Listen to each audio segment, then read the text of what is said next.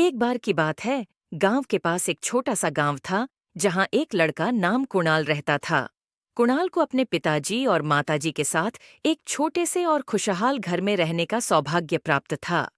वह एक बड़े बढ़ाई बनने का सपना देखता था, लेकिन उसके परिवार ने उसे सिखाया कि खुशियां और संबल सिर्फ धन से ही नहीं मिलते, बल्कि सहानुभूति और दया से भी मिलते हैं। कुणाल के परिवार के सदस्य अपने छोटे गांवी घर में खुशहाल जीवन बिताते थे।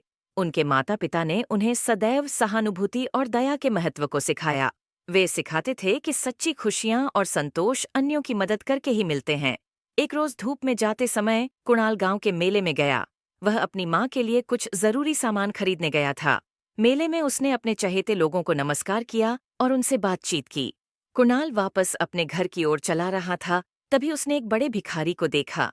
भिखारी बहुत ही दुखी और असहाय दिख रहा था। कुणाल के दिल में उसके प्रति सहानुभूति और दया उत्पन्न हो गई। कुणाल ने अपने पिताजी और माताजी से शिक्षा ली थी कि दुखी और असहाय लोगों की सहायता करना अच्छा होता है। उसने उस भिखारी को अपने पास बुलाया और उसे अपने खाने का हिस्सा दिया। भिखारी ने अपनी दुखद कहानी कही, जिसमें उसकी असमर्थता और अज्ञानता की बातें थीं। कुणाल ने ध्यान से सुना और उसे शांति और आत्मसम्मान के लिए प्रेरित किया। कुणाल ने भिखारी को अपने पास से कुछ धनराशि दी।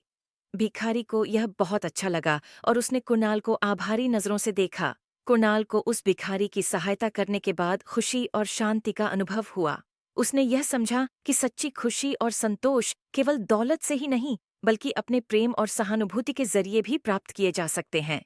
जब कुणाल घर वापस आया, तो उसने अपने परिवार के साथ अपने अनुभव को साझा किया।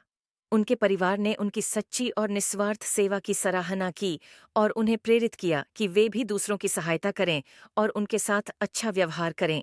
और ऐसे ही कुणाल के साथी के भिखारी के प्रति की अद्वितीय सहानुभूति की कहानी गांव के हर निवासी के दिल में छू गई। एक ऐसी दुनिया में जहां सहानुभूति की कमी होती है, कुणाल का दयालु और सच्चा कार्य एक संदेश है कि छोटी छोटी भी उपलब्धियों से बड़ा बदलाव लाया जा सकता है।